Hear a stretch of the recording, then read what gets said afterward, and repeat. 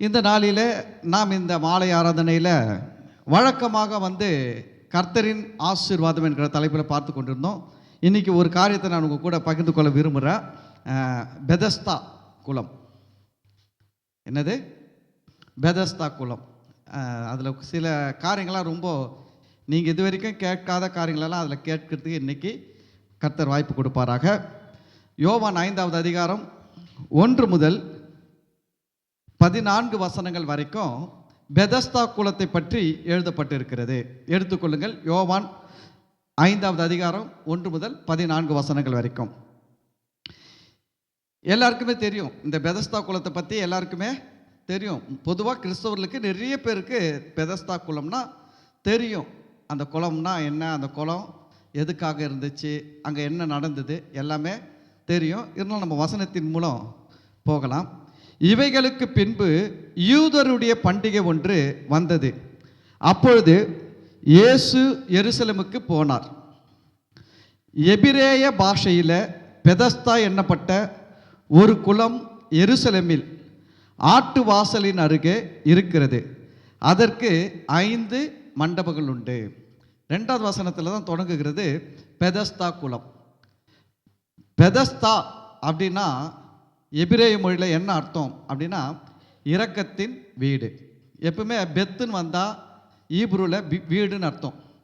பெத் ஏல் அப்படின்னா, பெத்துனா வீடு, ஏல்னா தேவன், தேவனுடைய வீடு.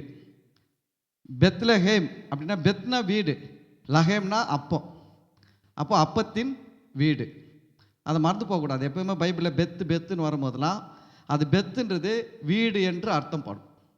அப்போ இங்கே பெதஸ்தா அப்படின்னும் போது பெத்துன்றது வீடு, அதை சதா அப்படின்றது என்னன்னா அது இரக்கம் என்று எபிரேய மொழியில் அர்த்தம். அப்போது பெதஸ்தானா இரக்கத்தின் வீடு. சரி, இந்த அதுக்கு பெதஸ்தானப்பட்ட ஒரு இடத்துல ஒரு குளம் இருக்கிறது.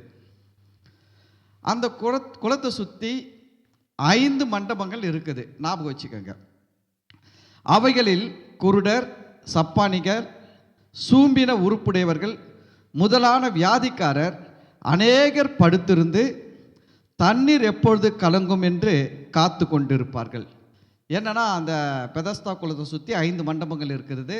இந்த 5 மண்டபங்களில் நிறைய வியாதிக்காரர்கள் இருக்கிறாங்க. வசனம் சொல்லுகிறது காத்து கொண்டிருப்பார்கள். என்ன பண்ணுவாங்களா? எதுக்காக காத்து கொண்டிருப்பார்களா? அடுத்த வசனம் சொல்லுது, ஏனெனில் சில சமயங்களில் தேவதூதன் ஒருவன் அந்த குளத்திலே இறங்கி தண்ணீரை கலக்குவான். தண்ணீர் கலங்கின பின்பு யார் முந்தி அதில் இறங்குவானோ அவன் எப்பேற்பட்ட வியாதிஸ்தனாக இருந்தாலும் சொஸ்தமாவான். அந்த குளத்தில் ஒரு மிராக்கிள் இருக்குது. என்னன்னா, சில நேரத்தில் அந்த குளம் கலங்கும். அந்த குளம் அப்படியே கொப்பளிக்கும், இல்லைன்னா கலக்கிற மாதிரி ஒரு சீன் உருவாகும். அங்கே குளத்தில் அந்த தண்ணி நார்மலாக இருக்கிற தண்ணி திடீர்னு ஒரு சேஞ்சஸ் வரும். அப்போ அந்த சேஞ்சஸ் வந்த உடனே அந்த 5 மண்டபத்தில் படுத்துன்னு இருக்கிறாங்க, உக்காந்து இருக்கிறாங்க அந்த வியாதிக்காரங்க என்ன பண்ணுவாங்கன்னா, அவன் வேகமாக ஓடி அந்த குளத்தில் என்ன பண்ணுவான்னா குதிச்சிருவான். மெதுவெல்லாம் இறங்க மாட்டான், அப்படியே பாஞ்சிருவாங்க. ஏன்னா அந்த குளத்தில் ஒரு காரியம் என்ன நடக்குதுன்னா, யார் முதல்ல இறங்குறானோ அவன் சுகமாவான். யார் முதலில் இறங்குகிறானோ அவன் சுகமாவான். அப்படி ஒரு சுகம் அந்த குளத்தில் இருக்கிறது. 5வது வசனம் சொல்லுது, 38 வருஷம் வியாதி கொண்டிருந்த ஒரு மனுஷன் அங்கே இருந்தான். அந்த குளத்தில் எவ்வளோ பேர் இருந்தாங்க? ஆனால் பைபிள் ஒரு ஆளை தான் ஐடென்டிஃபை பண்ணி பேசுது. வேதம் எவ்வளோ பேர் இருந்தாலும் யாரை பற்றி இந்த இடத்துல பேசுனா ஒரே ஒரு ஆளை பற்றி பேசுது. அந்த குளத்தில் எவ்வளோ வியாதிஸ்தங்க இருப்பாங்க. குஷ்டரோகி இருந்திருக்கலாம், சப்பானி இருந்திருக்கலாம், காது கேட்காதவங்க இருந்திருக்கலாம், குருடர்கள் இருந்திருக்கலாம், எந்தெந்த வியாதிக்காரங்களும் இருந்திருக்கலாம். ஆனால் அவ்வளோ பேரையும் பேசாத வேதம் ஒரு ஆளை பேசுது. ஏன் இந்த ஆளை பற்றி பேசுதுன்னா நான் பின்னாடி விளக்குறேன். அந்த இடத்துல பார்த்தீங்கன்னா ஒரு மனுஷனை, அதை ஞாபகம் வச்சுக்கோங்க. 38 வருஷம் வியாதி கொண்டிருந்த ஒரு மனுஷன் அங்கே இருந்தான். படுத்திருந்த அவனை இயேசு கண்டு அவன் வெகு காலமாய் வியாதியஸ்தன் என்று அறிந்து அவனை நோக்கி சொஸ்தமாக வேண்டும் என்று விரும்புகிறாயா என்று கேட்டார். அவனை பார்த்து ஆண்டவர் பார்த்து படுத்து இருக்கிறான். அவனை இயேசு கண்டு அவன் வெகு காலமாய் வியாதியஸ்தன் என்று அறிந்து அவனை நோக்கி சொஸ்தமாக வேண்டும் என்று விரும்புகிறாயா என்று கேட்டார். இந்த வசனத்தை படிக்கும்போது அதில் ஒரு சில காரியங்களுக்கு பாருங்க. தேவன் நம்மை காண்கிற தேவன். அவன் படுத்திருக்கிறத இயேசு கண்டார். எதை கண்டாரு? அவன் படுத்து இருக்கிறான். அந்த படுத்து இருக்கிறது அப்படின்னு சொல்லும்போது பார்த்தீங்கன்னா, ஒரு மனுஷன் எப்பவுமே படுத்து இருக்க மாட்டாங்க. மனுஷனுக்கு நேரம் இருக்குது. படுக்கிறதுக்குன்னு ஒரு நேரம், வேலை செய்யறதுக்குன்னு ஒரு நேரம், சாப்பிட்றதுக்குன்னு ஒரு நேரம், ஒவ்வொரு நேரத்தில் ஒவ்வொரு செயல் செய்வாங்க மனுஷங்க. ஆனால் இவன் படுத்துக்கினே இருக்கிறான். அதை ஆண்டவர் பார்க்குறாரு. ஆனால் ஆண்டவர் மனுஷனை இப்படியே முடங்கி போய் இருப்பதற்காக சிருஷ்டிக்கவில்லை. அதே போல் ஒரு மனுஷன் முடங்கி போய் வாழ்கிற வாழ்க்கை தேவன் விரும்புவதில்லை. அப்படி ஒரு மனுஷன் முடங்கி போய் வாழ்கிற வாழ்க்கையில் இருக்கும்போது தேவன் அவனுக்கு உதவி செய்ய விரும்புகிறார். அதுதான் வசனம் சொல்லுது பாருங்க. படுக்கையில் வியாதியாக இருக்கிற அவனை கர்த்தர் தாங்குவார். படுக்கையில் வியாதியாக இருக்கிறவனை யார் தாங்குவாரா? கர்த்தர் தாங்குவார். அவனுடைய வியாதியின் படுக்கையை மாற்றி போடுவார். என்ன பண்ணுவார் ஆண்டவர்? வியாதியின் படுக்கையை மாற்றி போடுவார். அப்போ இவன் பார்த்தீங்கன்னா அந்த மேலே வசனம் சொல்லும்போது 38 வருஷம். இயேசுநாதருக்கே 33 வயசு தான். இயேசுநாதருக்கு 33 வருஷம் தான் அவரு இருந்தது. இவன் இயேசுநாதருடைய வயசை விட பெரிய ஆள் போல. 38 வருஷம் வியாதியா இருக்கிறான். எத்தனை வயசுல வியாதி வந்துச்சுன்னு தெரியல. 10 வயசுல வந்திருந்தா அவனுக்கு 48 வயசு இருக்கலாம். ஒருவேளை 15 வயசுல வந்திருந்தா அவனுக்கு 53 வயசு இருந்திருக்கலாம். நம்மளுக்கு அது தெரியல. ஆனால் பைபிள் என்ன சொல்றதுன்னா அவனுடைய வியாதி காலத்தை குறிப்பிட்டு சொல்லுது. ஏன்னா நம்ம சில நேரத்தில் நினைப்போம் 10 நாள் படுத்துட்டாலுமே நம்ம என்ன யோசிப்போம் தெரியுமா? 10 நாளாக நான் இவ்வளோ ஜுரத்தில் இருக்கிறேன், ஆண்டவருக்கு தெரியுமா தெரியாதா?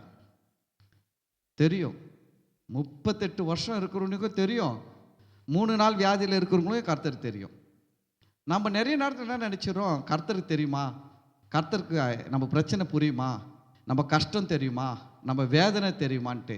ஆனால் தேவன் பாருங்கள் நம்முடைய வேதனைகளை அறிந்தவர். இயேசுவை குறித்து பைபிள் என்ன சொல்லுதுன்னா, அவர் நம்மை போல பாடுள்ளவராக இருந்தாரா அந்த பூமியில். நம்மை போல எப்படி உள்ளவராக இருந்தாரா? ஆமாம், நமக்கு வருகிற எல்லா பாடுகளையும் அவர் மாம்சத்தில் அனுபவித்து இருந்ததுனால அவரை போல மாம்சத்தில் இருக்கிற மற்றவர்களுக்கு உதவி செய்ய அவர் இரக்கமும் தயவும் கிருபையும் அன்பும் நிறைந்தவராக இருக்கிறார். நம்ம அது மறந்துடக்கூடாது. நம்ம கடவுள் ஏதோ அப்படியே பண்பற்று ஜாம் சாப்பிட்டுக்குன்னு அப்படியே சுகபோகமாக பரலோகத்தில் அப்படியே மிதந்துக்குன்னு வாழ்கிற கடவுள் கிடையாது.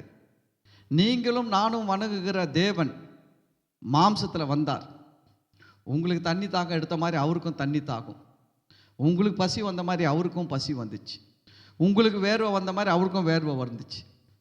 புரியுதுங்களா? நீங்கள் ரொம்ப நேரம் நடந்தீங்கன்னா களைப்பாக ஆகிட்டு உட்காருவீங்க. இயேசுவும் களைப்படைந்து உட்கார்ந்தார் அந்த கிணத்தருகே. யோவான் 4வது அதிகாரத்தில் படிக்கலாம்.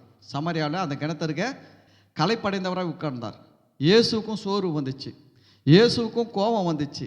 சில நேரத்தில் பார்த்தீங்கன்னா நம்ம நினைக்கிறோம், அதுதான் பாருங்கள், இந்த உலகத்தில் மனுஷன் என்ன பண்ணிட்டான்னா, கடவுள் மனுஷனாக வந்திருக்கிறான்ட்டு இயேசுவை பார்த்து அறியாமல் அவன் இஷ்டத்துக்கும் பாடி தொலைச்சிட்டான்.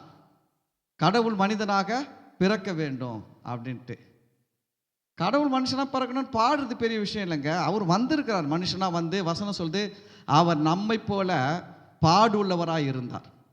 அதனால பாடுபட்டு சோதிக்கப்படுகிறவர்களுக்கு உதவி செய்ய அவர் வல்லவராக இருக்கிறார். இயேசு பார்த்தீங்கன்னா ஏதோ நம்ம என்ன நினைச்சிடறோம்னா பரலோகத்தில் மிதந்துக்கினே இருக்கிற கடவுள். நம்மளுக்கு கடவுளெல்லாம் எப்படி தான் காட்டியிருக்கிறாங்க? சாமினா அப்படியே மேகம் அது மேலே அப்படியே மிதந்துக்கிட்டு இருக்குது. இங்கே பூமியில் மனுஷன் என்ன பிரச்சனையில் இருந்தால் என்ன போராட்டம்லாம் இருந்தால் அதை பற்றிலாம் யோசிக்கதே கிடையாது. அவங்க ஒரு தனி உலகத்தில் வாழ்கிற மாதிரி, அவங்க பிரச்சனையாக அவங்களுக்கு பெருசாக இருக்கிற மாதிரி இப்படிலாம் நம்மளுக்கு கடவுளை ஃபோக்கஸ் பண்ணி காட்டுறதுனால நம்ம கிறிஸ்தவர்களாகிய நாம கூட என்ன நினச்சிடோம்னா, கடவுள்னா அவர் எங்கேயோ ஒரு இடத்துல அப்படி மிதந்துக்கினே இருப்பார், நம்ம கஷ்டம்லாம் எங்கே அவருக்கு தெரியும்ன்ட்டு. வசனம் சொல்லுது, அவர் தாமே சோதிக்கப்பட்டு பாடுபட்டதினால சோதிக்கப்படுகிற நமக்கு உதவி செய்ய வல்லவராக இருக்கிறார். அல்லேலூயா. இயேசு மனுஷனா சும்மா வரல. அவர் எல்லாமே ஒரு மனுஷனுக்கு என்னென்ன கஷ்டங்கள் இருக்கோமோ எல்லா கஷ்டத்தையும் அனுபவிச்சார். ஏன்னா அவர் மேலே சாபம் இல்லை, மற்ற மனுஷன் மேலே சாபம் இருந்துச்சு. ஏன் இயேசு மேலே சாபம் இல்லைன்னா, இயேசு பாவத்தில் பிறக்கலை, அதனால் அவர் மேலே சாபம் இல்லை. மற்றபடி எல்லா மனுஷர்களும் பாவத்திலேயே பிறந்ததுனால, ஜென்ம பாவத்தில் பிறந்ததுனால அவங்க மேலே இந்த சாபம் இருந்து கொஞ்சம் ஆட்டி படைச்சிது. மற்ற மனுஷங்களுக்கு இயேசுக்கு என்ன ஒரு வித்தியாசம்னா, மற்ற மனுஷங்களுக்கெல்லாம் வியாதி வந்துச்சு, ஆனால் இயேசுக்கு வியாதி வரல. ஏன்னா அவர் தான் பாவம் செய்யலையே. பாவம் செஞ்சால் தான் சாபம் வரும். சாபம்னா என்ன? அழிவு தான் சாபம். சாபம்னா என்ன? அழிவுகள் தான் சாபம். எல்லா அழிவுகளும் சாபம். அப்போது வியாதி என்ன? நம்மளை மனுஷனை அழிக்குது, தரித்திரம் அழிக்குது. இப்படி மனுஷனை அழிக்கிறது எல்லாமே சாபம் தான். நம்ம வாழ்க்கையை கெடுக்கிறது எல்லாமே சாபம் தான். அப்போது இயேசு பாவத்தில் பிறக்காததுனால அவர் மேலே அது வரல. இன்னும் கூட சொல்லப்போனால், இயேசுவின் சரீரத்தை மரணம் தொடவே முடியாது.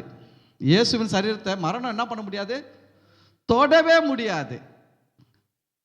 அதனால தான் அந்த இயேசுவின் சிலுவை 7 வார்த்தை பேசுகிற இடத்துல பார்த்தீங்கன்னா, இயேசு தலையை சாய்த்து ஜீவனை விட்டார். என்ன வித்தியாசம் தெரியுங்களா? எல்லா மனுஷனுக்கும் உயிர் போயிடும், பின்னாடி தலை சாயும். ஆனால் இவர் அப்படி இல்லை, இவராக விருப்பப்பட்டு தான் உயிரையே விட்டுறாரு.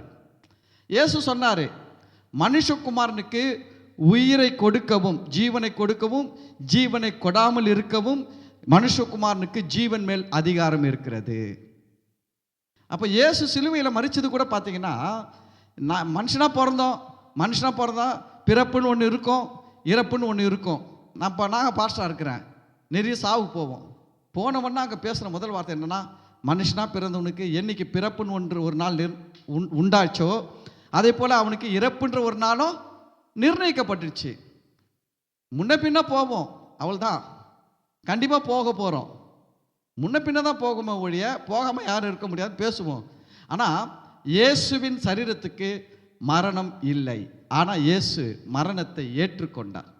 எங்கே ஏற்றுக்கொண்டார் தெரியுங்களா? சிலுவையில் ஏற்றுக்கொண்டார். எப்படி ஏற்றுக்கொண்டார் தெரியுங்களா?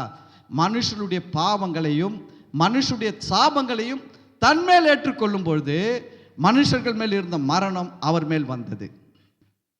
புரியுதுங்களா? அப்போ இயேசு பவர்ஃபுல் காட். நீங்களும் நானும் வணங்குகிற தெய்வம் ஒரு சாதாரண தெய்வம் கிடையாது. 10ல் 11 கிடையாது, கோடியில் 1 கிடையாது. இவரே மெய்யான தேவனும் நித்திய ஜீவனுமாக இருக்கிறார். நம்ம ஆண்டுடைய பிள்ளைகள் அதெல்லாம் மறந்துடக்கூடாது. நிறைய நேரத்தில் நம்மளால் ஏன் நம்ம வெற்றிகரமாக வாழ முடியல, நம்மளால் நம்ம பிரச்சனைகளை ஜெயிக்க முடியலன்னா, நான் சொல்கிறேன், நீங்கள் இயேசுவை அறிகிற அறிவில் எவ்வளவாய் வளருகிறீர்களோ அந்த அளவுக்கு நீங்கள் உங்கள் பிரச்சனைகளை ஜெயிப்பீங்க. இயேசுவை அறிகிற அறிவில் நீங்கள் நல்லா டெவலப் ஆக எல்லா விதத்துலையும் நீங்கள் வெற்றி அடைவீங்க. நீங்கள் அதில் குறைய மற்றதில் தோல்வியை அதிகமாக ஆறிடும். இயேசுவை அறிகிற அறிவில் நீங்கள் எவ்வளவு அதிகமாக இருக்கிறீங்களோ அந்த அளவுக்கு வெற்றி அதிகமாக இருக்கும், தோல்வி குறைவாக இருக்கும். இயேசுவை அறிகிற அறிவு எவ்வளோ குறைவாக இருக்குதோ அந்த அளவுக்கு என்ன இருக்குன்னா வெற்றியும் குறைவாக இருக்கும், ஆனால் தோல்வி அதிகமாக இருக்கும். அதனால தான் இயேசுவை அறிகிற அறிவு. ஏன் ஈவினிங் சர்வீஸ் வரணுன்றேன்? காலையிலே எவ்வளோ ஜனங்க வந்தாங்க, இந்த இடத்துல எல்லா சேரும் ஃபுல், அவ்வளோ ஜனம் வந்தாங்க. ஈவினிங்கில் ஏன் வரமாட்டேன்றாங்கன்னா மக்களுக்கு தெரியல. மக்களை பாருங்க என்ன பேசிப்பாங்க, ஞாயிற்றுக்கிழமை காலைல ஒரு முறை போனால் போதாதா, சாயங்காலமும் போகணுமா? நாங்கள் கூட தான் கோயில் போகிறோம், ஒரு முறை போயிட்டு வந்தால் போதும். அவனை பொறுத்தவரை அவனுக்கு தெரியல. அவன் என்ன நினைக்கிறான்னா, இதை ஏதோ ஒரு மத ரீதியான ஒரு கோயில் மாதிரி நினச்சிக்கிறான். இங்கே கடவுளுடைய வார்த்தையில் வல்லமை இருக்கிறது, கடவுளுடைய வார்த்தையில் ஆசீர்வாதம் இருக்குது, கடவுளுடைய வார்த்தையில் வெற்றி இருக்குது. இதெல்லாம் அவங்களுக்கு தெரியுதில்ல. அவங்க என்ன நினைக்கிறாங்க, பொதுவாக கோயில் எல்லா கோயிலும் ஒன்று, எம்மதமும் சம்மதன்ற மாதிரி எல்லா கோயிலும் ஒன்று தான் அப்படின்னு நினச்சி நாங்கள் கூட தான் கோயில் போகிறோம். ஒரு முறை போயிட்டு வந்தால் போதாதா? வாரத்தில் ஒரு நாள் நீ காலையில் போகின்ற சாயங்காலத்தில் போகிறன்ற ஒரே கோயிலாக இருக்கிற சாமியார் ஆகிட போகிற, பார்த்து பத்திரம் அப்படின்னுவாங்க. என்ன சொல்லுவாங்க, பார்த்துரா சாமியார் ஆகிட போகிற, ரொம்ப கோயில் போகிற அப்படின்வாங்க. அவனுக்கு தெரியல, சீக்ரெட் தெரியல. காலையில் சொன்ன வார்த்தையை தான் திரும்ப சொல்கிறேன். நம்முடைய எலும்புகளை நீங்கள் எப்போனா சுடுகாடு பக்கம் போனீங்கன்னா கிளற பக்கம் போனீங்கன்னா அங்கே எதனா எலும்பு பார்க்க முடிஞ்சா தயவு செஞ்சு அதை எடுத்து அந்த எலும்பெல்லாம் கொஞ்சம் ஃபோனில் லென்ஸு ஆன் பண்ணி ஃபோட்டோ ஆன் பண்ணி ஜூம் பண்ணி பாருங்கள். என்ன தெரியுங்களா? எல்லாம் காய்ஞ்சி போன எலும்புலையும் ஓல்ஸ் இருக்கும். நிறைய என்ன இருக்கும்? ஓட்டைங்க இருக்கும். ஏன் எலும்பில் ஓட்டை இருக்குது? ஊசி குத்துற அளவுக்கு ஓட்டைங்க. ஊசி தான் போவோம் அந்த ஹோல்ஸில், வேறு எதுவும் போகாது. ஊசி போகிற அளவுக்கு மெல்லிசு ஹோல்ஸ் ஏன் வச்சுக்கிறார் கடவுள்னா, மனுஷனுடைய எலும்புகளை அந்த ஹோல்ஸுக்குள்ளே சத்து, பைபிள் என்ன சொல்கிறோம்? ஊன் என்று சொல்லுகிறது. என்ன சொல்லுது? ஊன்னா சத்து வச்சுக்கிறாராம். அந்த எலும்பில் இருக்கிற அந்த சத்தின் அடிப்படையில் தான் நம்ம உடம்பு முழுவதும் ரத்தம் சுரக்கிறது, எனர்ஜி உண்டாகிறது, எதிர்ப்பு சக்தி உண்டாகிறது. நம்ம உடம்பே நல்லா வேலை செய்யறதுக்கு, நல்லா ரொம்ப நாள் உயிர் வாழணும், நல்லா நோய் நொடி இல்லாமல் இருக்கணும், இப்படி எல்லாமே இருக்கணும்னா உங்களுக்கு சத்தை எங்கே தான் வச்சுக்கிறாரு? எலும்புகளுடைய அந்த ஹோல்ஸில் ஊன் அப்படின்ட்டு. இந்த பைபிள் சொல்லுது, வசனத்தை ஒரு மனுஷன் கேட்கும் பொழுது, வசனத்தை பேசும் பொழுது, வசனத்தை அவன் தியானிக்கும் பொழுது, இந்த வசனம் என்ன பண்ணுதான்? அவனுடைய எலும்புகளுக்கு ஊனாய் மாறுகிறதான். அல்லேலூயா. அதனால நான் என்ன சொல்கிறேன்னா, யார் வராங்களோ வரலையோ நீங்கள் வந்துடுங்க. ஏன்னா உங்கள் உடம்பு நல்லா இருக்கணும், நீங்கள் ரொம்ப நாள் வாழணும். உங்கள் உடம்பு என்ன பண்ணணும்? வாழ்கிற வரைக்கும் நோய் நொடி இல்லாமல் நல்ல சுகத்தோடு, பலத்தோடு, ஆரோக்கியத்தோடு நல்லா இருக்கணும். அதுக்கு எத்தனை ஆயிரம் கொடுத்து காம்ப்ளான், போன்விட்டா, பூஸ்ட்லாம் குடிச்சா கூட அவ்வளோ சேராது. ஆனால் நீங்கள் ஆண்டுடைய சமூகத்தில் உட்காந்து அவருடைய வார்த்தைகளை கேட்டுக்கொண்டு இருக்கும்பொழுது உங்கள் எலும்புகளிலே இருக்கிற ஊன் விருத்தி அடைகிறது. உங்கள் எலும்புகளிலே ஊன் பற்றாக்குறையே இருக்காது. அல்லேலூயா. அப்போ ஆண்டவர் சமூகத்துக்கு எவ்வளோ வரணும்? காலையில் வச்சாலும் வரணும், மாலையில் வச்சாலும் வரணும். ஆமாம், சண்டை போடக்கூடாது பாஸ்டர்கிட்ட. எப்போ பார்த்தாலும் இவர் என்ன இவ்வளோ மீட்டிங் வைக்கிறாரு, அவ்வளோ மீட்டிங் வைக்கிறாரு. உங்களை மீட்டிங் வச்சு உங்களையே வந்து பிரசங்கம் பண்ண சொல்கிறாரு. உங்களை பிரசங்கம் பண்ண சொல்கிற மாதிரி கஷ்டப்படுறீங்களே. அழகாக உங்களுக்கு ஆண்டவருடைய கிருபையினால ஆண்டவர் என்ன பண்ணிக்கிறாரு? நல்ல ஒரு இடம் கொடுத்துருக்கிறாரு, சேர் கொடுத்துருக்கிறாரு, ஏசி போட்டு இருக்கிறோம், ஃபேன் போட்டு கொடுத்துருக்கிறாரு. இவ்வளவோ எதுக்கு செஞ்சு கொடுத்துருக்கிறாரு? வந்து ஆண்டவருடைய வார்த்தையை நீங்கள் நல்லா ஜம்முன்னு உட்காந்து கேளுங்க. ஆமாம், கேட்குறதுக்கு தான் இது இவ்வளவும். ஏன்னா நீங்கள் இதெல்லாம் கேட்டால் நீங்கள் நல்லா இருக்க போகிறீங்க. அல்லேலூயா, அல்லேலூயா. சரி, எதுக்காக சொல்ல வந்தேன்னா, இயேசுவின் சரீரத்தில் மரணம் இல்லை. ஆனால் பாவத்தையும் மண்குலத்தின் பாவத்தையும் சாபத்தையும் அவர் ஏற்றுக்கொண்ட போது அவர் மரணத்திற்குள்ளானார். புரியுதுங்களா? ஓகே. ஏன் சொல்ல வந்தேன்னா, நம்ம வணங்குகிற தேவன், நம்ம ஆராதிக்கிற இயேசு கிறிஸ்து நம்மை போல இந்த பூமியில் மனுஷனாய் பிறந்து எல்லா பாடுகளையும் அவர் பட்டதுனால நம்ம கஷ்டங்கள் அவருக்கு நல்லா தெரியும், நல்லாவே தெரியும். அல்லேலூயா. நம்ம என்ன நினைக்கிறோன்னா, அவன் கடவுள், அவன் பாடினவனுக்கு தெரியாது இயேசுவை பற்றி. அவன் மேலே மிதக்கிற கடவுளை பார்த்துட்டு பாட்டு பாடிட்டான், கடவுள் மனிதனாக பிறக்க வேண்டும்ன்ட்டு. அவர் சில வேதனையெல்லாம் அடையணுன்ட்டு பாடி தொலைச்சிட்டான். அவன் எந்த கடவுளை பார்த்துட்டான்? மேலே அப்படி மிதந்துக்கினே இருக்கிற கடவுளை பார்த்து பாடிட்டான். ஆனால் நீங்களும் நானும் வணங்குகிற கடவுள் மேலேயே மிதக்கிற கடவுள் கிடையாது. பூமியில் வந்து 33 வருஷம் நடமாடி அற்புதங்கள் அடையாளங்கள் செய்து மனுஷர்களை வாழ வைத்த கடவுள். அல்லேலூயா. கிறிஸ்தவன் சொல்கிறதுக்கு பெருமைப்படணும், தலை குஞ்சின்னு போகக்கூடாது. ஆமாம், கிறிஸ்தவன் சொல்கிறதுக்கு நல்லா ஓங்கி சொல்லணும். Christina yes I am Christian அப்படின்னு சொல்லணும். அவன் பயப்படணும், நீங்கள் பயப்படக்கூடாது. புரியுதுங்களா? அல்லேலூயா, அல்லேலூயா. சரி, நம்ம பெதஸ்தா குலத்துக்கு போவோம்.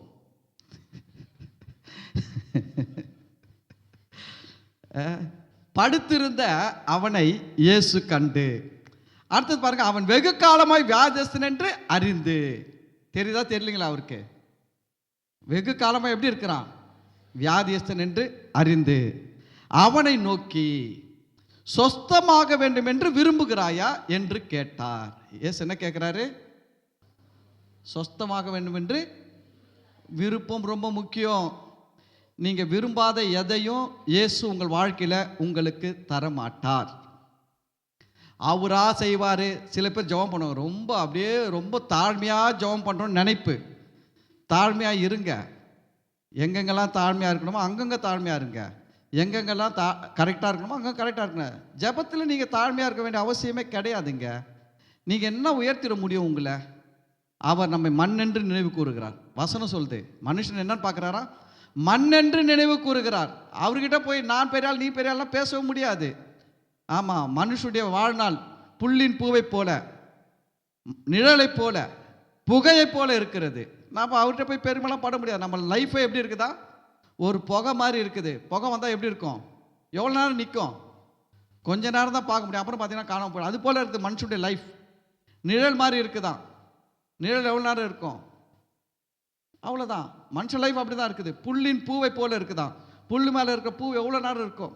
அவ்வளோதான் லைஃப். ரொம்ப சிம்பிள், ரொம்ப ஷார்ட்டு, ரொம்ப குறுகினது மனுஷன் லைஃப். நம்ம போய் ஆண்டுகிட்டெல்லாம் பெருமைப்பட மாட்டோம், பெருமைப்பட வேண்டிய அவசியமே கிடையாது. ஆனால் மனுஷனுக்குள்ளே வரும்போது, மனுஷனுக்குள்ளே வரும்போது அங்கே நீங்கள் பெருமைப்படாமல் தாழ்மையாக இருந்தீங்கன்னா, நான் சொல்கிறேன், அதுதான் உண்மையான தாழ்மை. மனுஷனுக்கு முன்னாடி தாழ்மையாக இருப்பது தான் உண்மையான தாழ்மை.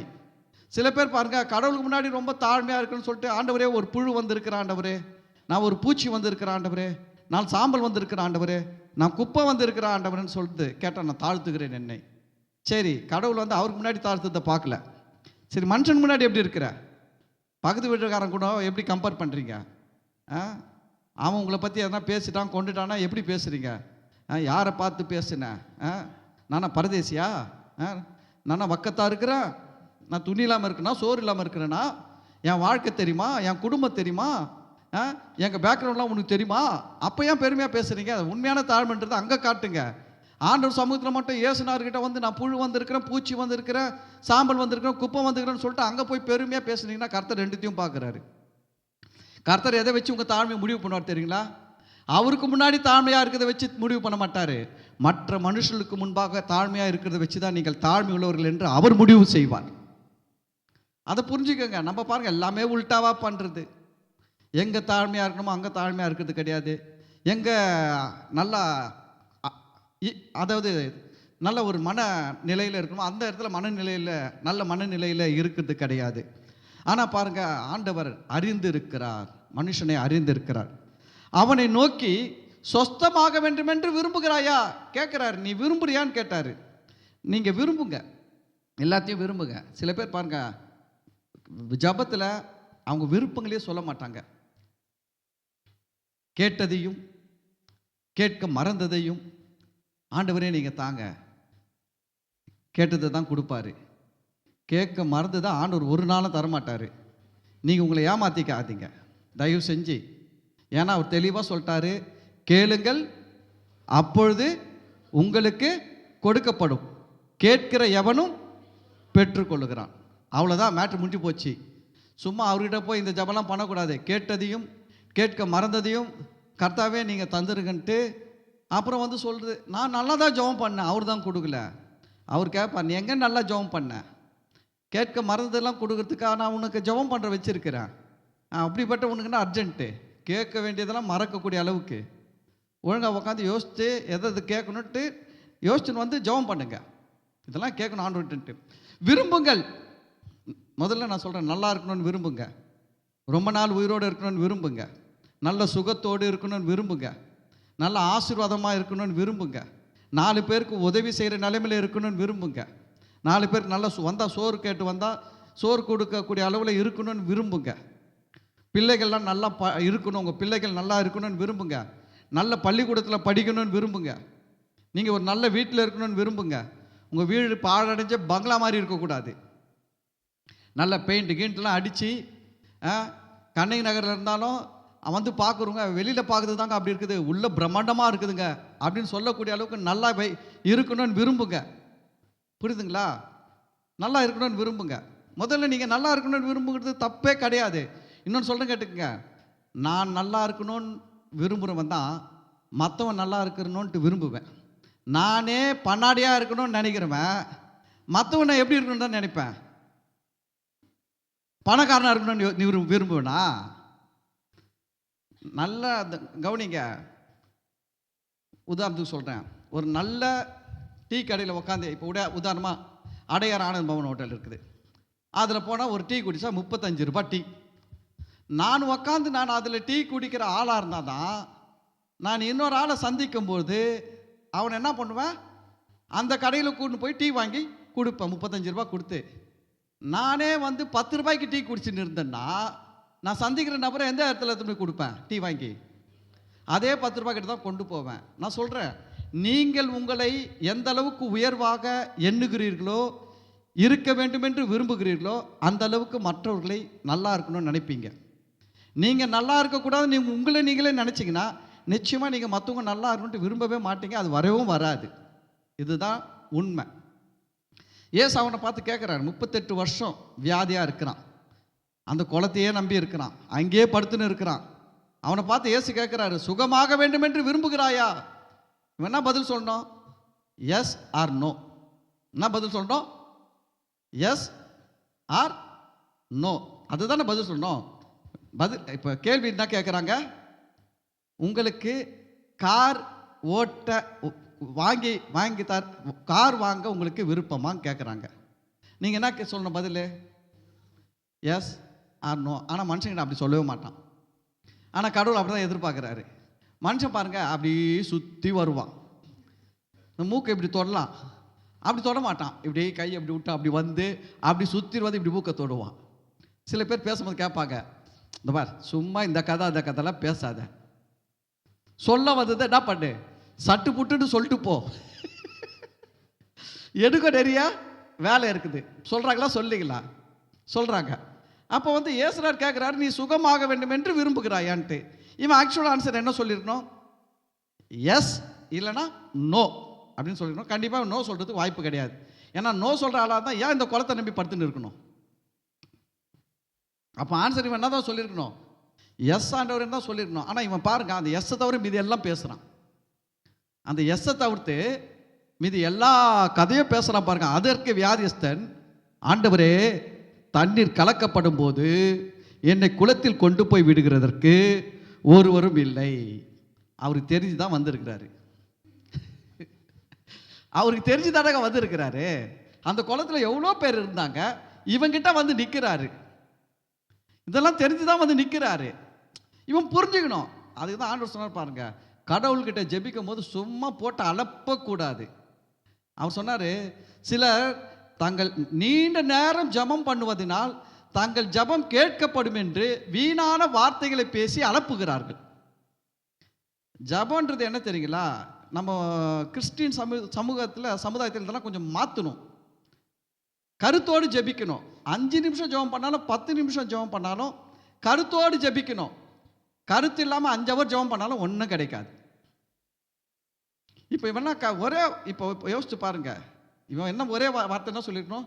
எஸ் அப்படின்னா சுகம் வந்து கொடுத்துட்டு இருக்க போறார் ஆண்டவர். இவன் வந்து அதை விட்டுட்டான், ஊரெல்லாம் சுற்றினு. இன்னைக்கு கிறிஸ்தவ ஜபம் இதுதான், கிறிஸ்தவர்கள் ஜபம் இதுதான். கிறிஸ்தவங்க ஜபம் பாருங்க, ஆண்டவரே 7 நகரை ரட்சியுங்க ஆண்டவரே, அப்படி 7 நகரில் ரட்சிக்கப்படாத ஜனங்களாம் ரட்சிக்கப்படட்டும், மனக்கண்கள் திறக்கப்படட்டும், அவர்கள் உண்மை அறியக்கூடாதபடிக்கு தடை செய்கிற ஆவிகள்லாம் விலகட்டும், கர்த்தருடைய வல்லமை விலகட்டும், வெளிப்படட்டும், திரள் கூட்ட ஜனங்கள் ரட்சிக்கப்படட்டும் ஆண்டவன் ஜெபம் பண்ணால் போதும். ஆனால் இது இப்படி சுற்றுறது. வாலிபர்களுக்காக ஒரு ஜெபம் ஒருத்தர் ஜெபம் பண்ணுங்க, வாலிப பெண்களுக்காக ஒருத்தர் ஜெபம் பண்ணுங்க, குழந்தைகளுக்காக ஒருத்தர் ஜெபம் பண்ணுங்க, புருஷர்களுக்காக ஒருத்தர் ஜெபம் பண்ணுங்க, பெண்களுக்காக ஒருத்தர் ஜெபம் பண்ணுங்க. என்ன வேலை இது அப்படின்னு நான் சொல்கிறேன் கேளுங்க. டைம் பாஸ் ஆகணும். இவங்க ப்ரேயர் டைம் 1 ஹவர் வச்சிட்டாங்க. இந்த 1 ஹவரை கடத்தணும்ல, எப்படி கடத்துறது? நான் சொல்கிற மாதிரி ஜெபம் பண்ணால் பண்ண முடியாது. அதனால எல்லாத்துக்கும் சரி 1ஆம் நம்பர் பிளாக்குக்காக ஒரு சகோதரி ஜெபம் பண்ணுவாங்க, 2ஆம் நம்பர் பிளாக்குக்காக ஒரு சகோதரி ஜெபம் பண்ணுவார், 3ஆம் நம்பர் பிளாக்காக ஒரு சகோதரி ஜெபம் பண்ணுவாங்க. இதெல்லாம் என்னன்னா அலப்புகிற வேலை. ஆண்டவர் அவங்ககிட்ட தெளிவாக கேட்குறார், நீ சொஸ்தமாக வேண்டும் என்று விரும்புகிறாயா? அவன் ஒரே ஆன்சர் சொல்லியிருக்கணும், எஸ் ஆண்டவரே, ஆமாம் ஆண்டவரேன்னு சொல்லியிருக்கணும். அவன் என்ன பண்ணுறான்னா, இந்த காலத்து கிறிஸ்தவங்களை அப்போவே அவன் வெளிப்படுத்தி இருக்கிறான். அவன் சொல்கிறான் பாருங்க, ஆண்டவரே தண்ணீர் கலக்கப்படும் போது என்னை குளத்தில் கொண்டு போய் விடுகிறதற்கு ஒருவரும் இல்லை, நான் போகிறதற்குள்ள வேறொருவன் எனக்கு முந்தி இறங்கி விடுகிறான் என்றான். நான் கேட்குறது ஆண்டவர் தெரியாதா? இதெல்லாம் ஆண்டவர் தெரியாதுன்னு நினைக்கிறீங்களா நீங்கள்? யாருன்னா தெரியும். எழில்நகரில் எவ்வளோ வாலிபர்கள் இருக்கிறாங்கன்னு ஆண்டவர் தெரியும். எவ்வளோ வாலிப பெண்கள் இருக்கிறாங்கன்னு தெரியும். எவ்வளோ பெண்கள் இருக்கிறாங்கன்னு தெரியும். எவ்வளோ புருஷர்கள் இருக்கிறாங்கன்னு தெரியும். எவ்வளோ குழந்தைகள் இருக்கிறாங்கன்னு தெரியும். நம்ம லிஸ்ட்டு போட்டு சொல்ல வேண்டிய அவசியமே கிடையாது. வாலிப பெண்கள் 3253 இருக்கிறார்கள் ஆண்டவரே. நான் சொல்கிறேன், உன் கணக்கு கூட மாறிடும். அவருக்கு தெரியும், அக்யூரேட்டாக தெரியும். இன்னிய வரைக்கும் தெரியும். அப்டேட்டட் அவர்கிட்ட இருக்குது. உனது அப்டேட் ஆகாது. 10 வருஷம் முன்னாடி கொடுத்த புள்ளி விவரத்தை வச்சு இன்றைக்கும் புலம்பின்னுக்கிறேன். அவர் அப்டேட்டடாக இருப்பாருங்க. நம்ம சும்மா போய் நம்ம நினைக்கக்கூடாது. கடவுள்னா என்ன? சும்மா கிடையாது. நம்ம இன்ஃபர்மேஷன் கொடுத்து அவர் தெரிஞ்சுக்கிற கடவுள் கிடையாது. நமக்கே சொல்லி கொடுக்குறது தான் கடவுள். நம்ம என்ன நினைக்கிறோம், நம்ம ஒரு புக்கை வாங்கி வச்சிங்கன்னா அதுலேருந்து ஆண்டவரே மக்கள் தொகை இவ்வளோதுக்காக ஜெபிக்கிறேன், இந்த தேசத்தில் இந்த மாநிலத்திற்காக ஜெபிக்கிறேன், இந்த மாவட்டத்துக்காக ஜெபிக்கிறேன். ஜபம் பண்ணுறது தப்பு கிடையாது, அளப்பக்கூடாதுன்றது தான் முக்கியம். ஜபத்தை குறை சொல்லி பேசலை, ஜபத்தில் அளப்புகிறத தான் குறை சொல்லி பேசி கொண்டு இருக்கிறேன். கருத்தோடு ஜெபிக்கணும். இப்போ இந்த வசனம் வாசிக்கிறோம், எவ்வளோ கஷ்டமாக இருக்குது. ஆண்டவர் என்ன கேட்குறாரு? 38 வருஷம் படுத்த படுக்கையாக இருக்கிறான். எவ்வளோ பேர் வியாதிஸ்தர்கள் இருக்கிறாங்க. அத்தனை பேரையும் விட்டுட்டு இவங்ககிட்ட வந்து நிற்கிறாரு, பேசுகிறாரு. இன்னொன்று தெரியுங்களா, எல்லா வியாதிஸ்தர்களும் இயேசுவை தான் தேடி போனாங்க. ஆனால் இவனை தான் இயேசு தேடி போனார். எல்லா வியாதிஸ்தர்களும் யாரை தேடி போனாங்க? இயேசுவை தேடி போனாங்கங்க. தெரியுங்களா? அநேக வியாதி பிடித்தவர்கள், வியாதியில் பாதிக்கப்பட்டவர்கள், பிசாசினால் பாதிக்கப்பட்டவர்களை இயேசு எங்கெங்க இருக்கிறாருன்னு கண்டுபிடிச்சி அங்கெல்லாம் கூப்பிட்டுக்கிட்டு போனாங்க. ஒருத்தனை ஒரு கட்டிலோட கட்டி மேல் கூரையை உடைச்சி அதுலேருந்து கயிறை கட்டி இறக்குனாங்க. இயேசுக்கிட்ட தான் அவன் வந்தான வழியே, இயேசு அவன்கிட்ட போகல, இவங்கிட்ட இயேசு வந்து இருக்கிறாரு. இது பெரிய பாக்கியம். ஆனால் இவன் தேவையில்லாத கதை பேசின்னு இருக்கிறான். எனக்கு அதுதான் நான் படிக்கும்போது யோசித்தேன். சிம்பிள். அவர் கேட்குறாரு, சொஸ்தமாக வேண்டும் என்று விரும்புகிறாயா? ஆமாம் ஆண்டவரே, கதை முடிஞ்சு போச்சு. ஆனால் அவன் என்ன கதை பேசுகிறான் பாருங்க. அதற்கு வியாதிஸ்தன், ஆண்டவரே, தண்ணீர் கலக்கப்படும் போது என்னை குளத்தில் கொண்டு போய் விடுவதற்கு ஒருவரும் இல்லை, நான் போகிறதற்குள்ளே வேறொருவன் எனக்கு முந்தி இறங்கி விடுகிறான் என்றான். இயேசு பார்த்தாரு, இவனை விட்டா பெரிய கதை 38 வருஷம் கதையை சொல்லுவான். இவனை விட்டா எத்தனை வருஷம் கதையை சொல்லுவான்? 38 வருஷம் ஸ்டோரியை சொல்லுவான். ஏசுறாரு வாழறது அவரே 33 வயசில் போகணும் பரலோகத்துக்கு. கதையெல்லாம் முடிச்சுட்டு மேட்ரை முடிச்சுட்டு போகணும். அவரை நிறைய பேர் சுகமாகிறதுக்கு எவ்வளோ பேர் காத்திருக்கிறாங்க. அவரை தொட்டு சுகமாகிறதுக்கு, அவர் தொட்டு சுகமாகணும்னு எவ்வளோ பேர் காத்திருக்கிறாங்க. இவனை தேடி வந்தா இவன் டைம் வேஸ்ட் பண்ணுறான். அவர் பார்த்தாரு, உள்ள ஒரு கட் பாயிண்ட் விட்டாரு. என்ன பண்ணுறாரு? உள்ள வரைஞ்சி ஏசு அவனை நோக்கி பார்த்தாரு. இவனை விட்டா இவனை பண்ணினே இருப்பான், பேசிக்கிட்டே இருப்பான், எல்லா கதையும் பேசுவான். கர்த்தர் கிருபை உள்ளவருங்க. நம்மளாம் என்ன பண்ணுறது தெரியுங்களா? நம்மக்கிட்ட இருந்தாலும் கதையெல்லாம் தேவையில்லாத கதையெல்லாம் பேசுகிறா நினச்சி போட்டுருப்பா. ஏசுகிற நேரமில்லை தான் இவனுக்கு கொஞ்சம் சுகம் கொடுக்கலான்னு வந்தா, ரொம்ப பேசுகிறான் இவன், 2 நாள் கழிச்சு வந்து பார்த்துக்கலாம் இவனை அப்படின்னு விட்டுட்டு போயிடுவோம். ஏன்னா பாருங்க, அவர் கிருபை உள்ளவர், இரக்கம் உள்ளவர், தயவு உள்ளவர், புரிஞ்சுக்கிறாரு. அதற்கு இயேசு பாருங்க, இயேசு அவனை நோக்கி, எழுந்திரு, உன் படுக்கையை எடுத்துக்கொண்டு நட என்றார். என்ன சொன்னாரு? அவர் சுகமாக தொடங்கிட்டாரு, அவர் வேலையை அவர் தொடங்கிட்டாரு. ஏன்னா விட்ட இவன் வேலை, பெரிய வேலையை தொடங்கிட்டான் இவன். இது முடியாது. இது இவன் போய் இங்கே போய் அங்கே போய் சுற்றி அப்படி கடைசியில் எங்கே வந்து நிற்பா தெரியுங்களா? எவனுமே சரியில்லை ஆண்டவரே, எவனுமே சரி கிடையாது. குடும்பம் சரி கிடையாது, எங்கள் சொந்தக்காரன் சரி கிடையாது, அவன் தான் சரியில்லை. நீங்கள் வந்து பார்த்தா இங்கே எவனுமே சரி கிடையாது. கடைசியில் குளம் சரி கிடையாது, குளத்தை கலக்கிற தேவதூதன் சரி கிடையாது, தேவதூதன் அனுப்பின கடவுள் சரி கிடையாது. அப்படின்னு அவன் சுற்றி வந்து எங்கே நிற்பான்னு தெரியும். பார்த்தா கட் பண்ணார், எல்லாத்தையும் கட் பண்ணிவிட்டு அவர் சுகமாக்க தொடங்கிட்டார், அவர் வேலையை தொடங்கிட்டார். இயேசு அவனை நோக்கி, எழுந்திரு, உன் படுக்கையை எடுத்துக்கொண்டு நட என்றார். உடனே அந்த மனுஷன் சொஸ்தமாகி. அல்லேலூயா. ஒரு வசனம் வேஸ்ட்டாக போச்சு.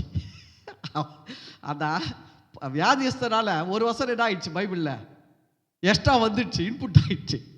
ஒரே வார்த்தையில் அங்கேயே எஸ் ஆனவரே சொல்லியிருந்தா ஒரு வசனம் கம்மியாக இருக்கும், வேற எதுவும் நல்ல கரை எழுதியிருக்கலாம் பாருங்க. அப்போது உடனே அந்த மனுஷன் சொஸ்தமாகி தன் படுக்கையை எடுத்துக்கொண்டு நடந்து போனான். அந்த நாள் ஓய்வு நாளாக இருந்தது. பாருங்க, அவனை தேடி போய் இயேசு சுகமாகிட்டாரு. ஆதலால் யூதர்கள் குணமாக்கப்பட்டவனை நோக்கி, அவன் சுகமாயிட்டான். அது நம்ம சாதாரணமாக படிச்சிடுறோம். 10 நாள் 15 நாள் படுத்த படுக்கையாக இருந்து நீங்கள் கால் நவுத்தி பாருங்க, எப்படி இருக்கும் தெரியுங்களா? உங்கள் கண்ட்ரோல்லே இருக்காது. 15 நாள் படுத்த படுக்கையாக இருந்தீங்கன்னா உங்கள் கால் நீங்கள் டக்குன்னு எழுந்துச்சு நிற்க முடியாது. டாக்டருங்களை என்ன பண்ணுவாங்க தெரியுமா? 15 நாள் படுக்கையாக இருக்கிறவங்களுக்கு பிசியோதெரப்பி கொடுப்பாங்க. அந்த காலை மெதுவாக மடக்கி விரலெல்லாம் ஆட்டி விட்டு அதுக்கு பிறகு சொல்லுவாங்க, காலை மெதுவாக ஆட்டு, லெஃப்டில் ஆட்டு, ரைட்டில் ஆட்டு, மெதுவாக விரலெல்லாம் செய்யி, அப்புறம் முட்டி நவுத்தி பாரு, திருப்பி பாரு, எல்லாம் சொல்லி அதுக்கு பிறகு தான் சொல்லுவாங்க மெதுவாக இறங்கு, மெதுவாக. ஆமாம், தடால் புட்டால்னு இறங்குனா தொப்புன்னு உழுதுருவேன். எல்லாம் சொல்லி அழகாக இறக்கி ஃபஸ்ட்டு 15 நாள் 20 நாள் 1 மாதம் படுத்த படுக்கையாக இருக்கிறோன்னா மெதுவாக கை தாங்கலாம் கொண்டு போவாங்க. மெதுவாக ஒன்றும் அவசரம் இல்லை அப்படின்ட்டு. ஆனால் இந்த உலகத்தில் இருக்கிற வல்லமையை விட, மருந்து மாத்திரைகளில் இருக்கிற வல்லமையை விட இயேசுநாதர்கிட்ட இருக்கிற வல்லமை பெருசு. அல்லேலூயா. வசனம் சொல்றது, அவன் உடனே சொஸ்தமாகி. பயப்படாதீங்க, நம்ம ஆண்டவர் நம்மகிட்ட பெரிய டாக்டர் இருக்கிறாரு, நம்மகிட்ட பெரிய மருந்து இருக்குது. ஆமாம், மாத்திரை கிடையாது, இன்ஜெக்ஷன் கிடையாது, ஆப்ரேஷன் கிடையாது, பிசியோதெரப்பி கிடையாது. இமிடியேட்டாக வேலை செய்யும். பவர்ஃபுல் பேக்கு நம்மக்கிட்ட இருக்கிறார் ஆண்டவர். நம்ம அதை எப்பவுமே அதெல்லாம் கேட்கும் போது எப்படி இருக்கணும்? உள்ளத்தில் ஒரு சந்தோஷம் வரணும். பரவாயில்ல, நம்ம பயப்படக்கூடாது. சின்ன தலைவலிக்கெல்லாம் சும்மா தேவையில்லாமல் சோர்ந்து போகிறோம். இடுப்பு வலிக்கு சோர்ந்து போயிடுறோம், முட்டி வலிக்கு சோர்ந்து போயிடுறோம். நம்ம ஆண்டவர் எவ்வளோ பெரிய ஆண்டவர் இருக்கிறார். இவ்வளோ பெரிய ஆண்டவர் வச்சுன்னு நம்ம இப்படிலாம் இருக்கலாமா? 38 வருஷம் இருக்கிறவனையே ஒரு நிமிஷத்தில் சுகமாக்கிட்டாரு ஆண்டவர். வந்து ஜப எண்ணெயத்தில் வந்து தடுவில் காலில் முட்டியில் அதுவும் சொல்ல வேண்டியது இருக்குது. முட்டியிலேருந்து சில பேர் இவ்வளோ பெரிய வியாதிஸ்தராக தான் பெரிய டப்பா நிறைய வாங்கிட்டு வந்து தலையிலேருந்து ஊற்றி எல்லா இடத்தையும் தேய்ச்சிருவாங்க. இயேசுவின் நாமத்தில் இந்த ஜப எண்ணெய் தேய்க்கிற இடங்களில் ஜீவன் உண்டாகட்டும். கவனிங்க, இயேசுநாதர்கிட்ட கற்றுக்கணும், இயேசுநாதர்கிட்ட ப்ராக்டிக்ஸ் எடுக்கணும்.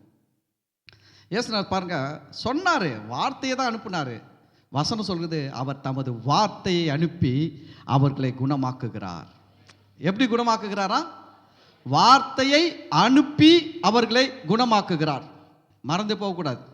அப்போ உடனே அந்த மனுஷன், எப்படி வசனம் சொல்லுது பாருங்க, 9வது வசனம், உடனே அந்த மனுஷன் சொஸ்தமாகி தன் படுக்கையை எடுத்துக்கொண்டு, சொத்தமாயிட்டு நிற்கிறது மட்டும் கிடையாது, வெயிட்டும் தூக்கிட்டான். அவருடைய அழுக்கு பெட்ஷீட்டு அது இது எல்லாத்தையும். சில நேரத்தில் ஆண்டவர் விட்டுட்டு போனுவார், சில நேரத்தில் எடுத்துக்கின்னு போகணுவார். பார்த்துருக்கீங்களா? ஊழியத்துக்கு சொன்னார். ஒரு முறை சொன்னார், பணப்பையும் சாமான் பையும் என்ன தடி கடியெல்லாம் எடுத்துன்னு போவாத அப்படின்னாரு.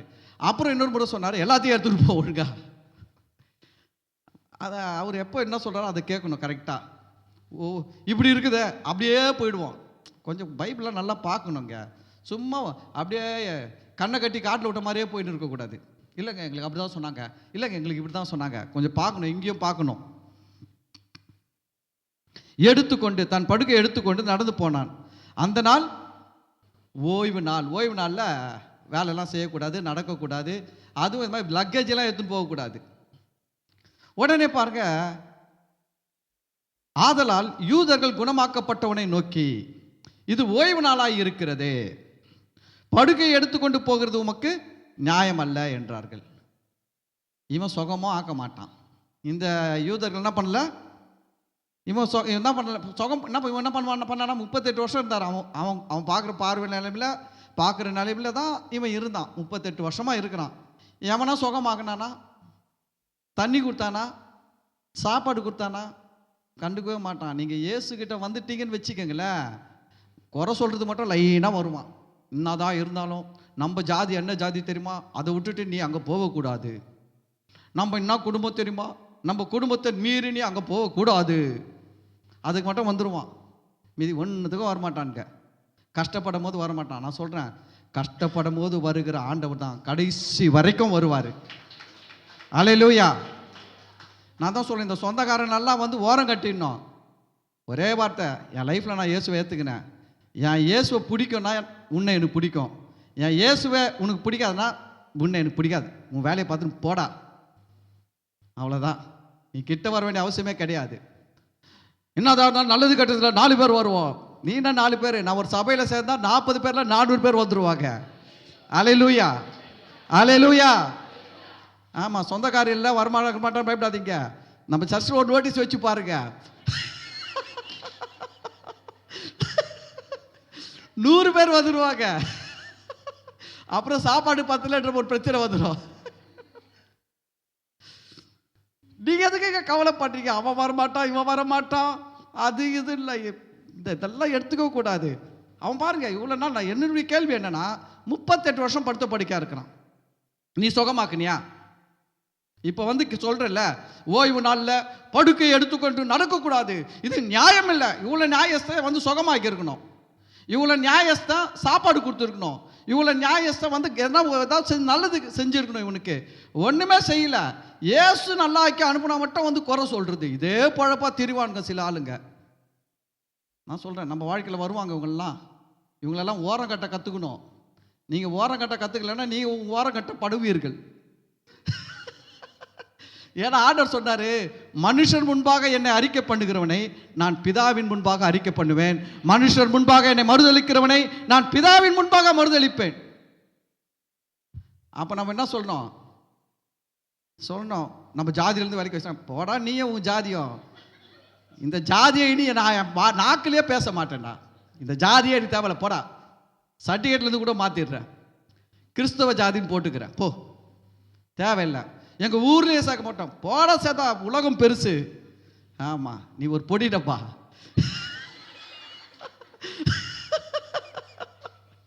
நீ ஒரு இடத்துல எடுத்துட்டு ஒரு பொடி டப்பா மாதிரி இருக்கிற. உலகம் எப்படி இருக்குது? பெருசா இருக்குதா? எங்க ஓடாலும் போய் வாழ்ந்துப்பேன்.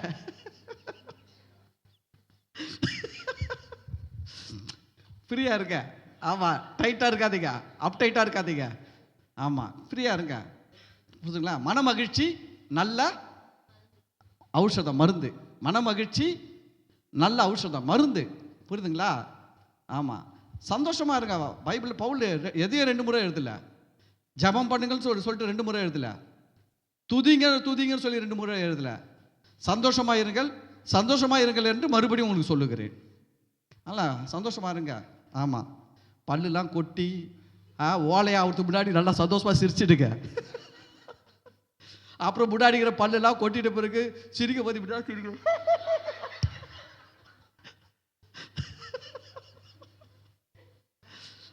பல்லெல்லாம் நல்லா இருக்கும் போது அழகான பண்ணிடலாம், சிரிச்சு நுழைச்சிடுவோம், முடிச்சிடுவோம் லைஃப. சரி, அது இங்க நின்று அப்படிலாம் வருது.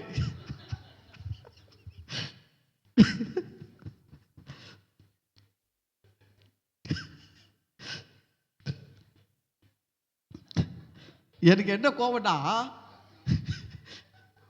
அமைதி. எனக்கு என்ன கோவம்னா, அவன் கஷ்டப்படும் போது ஒன்றும் பண்ணல, இவர் நல்லாக்கி விட்ட உடனே இது நியாயம் இல்லை, அது நியாயம் தான், இது லொட்டு லொசுக்கு, இப்படி செய்யக்கூடாது, அப்படி செய்யக்கூடாது, எல்லாம் சொல்றதுக்கு வரானுங்க. இவ்வளோ பண்றவன் எப்போ வந்திருக்கணும்? கஷ்டப்படும் போது வந்திருக்கணும்ல, உதவி செஞ்சிருக்கணும்ல. அதெல்லாம் ஒன்றும் செய்யாமல் நல்லா இயேசுநாதர் சுகமாக்கி விட்டா, இயேசுநாதர் விடுதலைக்கு விட்டா, இயேசுநாதர் அற்புதம் செஞ்சு விட்டா, இயேசுநாதர் அற்புதம் அதிசயம் செஞ்சு அவனை வாழ வச்சா எல்லாத்தையும் சொல்லிருப்பான். நம்ம ஜாதி, நம்ம ஊர், நம்ம குலம், நம்ம கோத்திரம், நம்ம குடும்பம். நான் அதெல்லாம் சொல்கிறேன், கிறிஸ்தவர்கள் உஷாராக இருக்கணும், இது மாதிரி எதுலையும் போய் சிக்கக்கூடாது. சரி, 11 வசனம். அவன் அவர்களுக்கு பிரயுத்தரமாக, சூப்பர் மேன் இவன் எவனுக்குமே பயப்பில்லை. ஏன்னா 38 வருஷம் படுக்கையாக இருந்து படாத பாடுபட்டு பார்க்காத மனுஷனெல்லாம் பார்த்துட்டான். மனுஷன் யார், என்ன பண்ணுவான், ஏதை பண்ணுவான் எல்லாமே தெரிஞ்சிச்சு 38 வருஷத்தில். இவன் பார்க்காத காட்சி கிடையாது, எல்லா கேரக்டரையும் பார்த்துட்டான் 38 வருஷத்தில். எதிர்பார்த்து நடக்காத மனுஷங்களையும் பார்த்துட்டான். புரியுதுங்களா?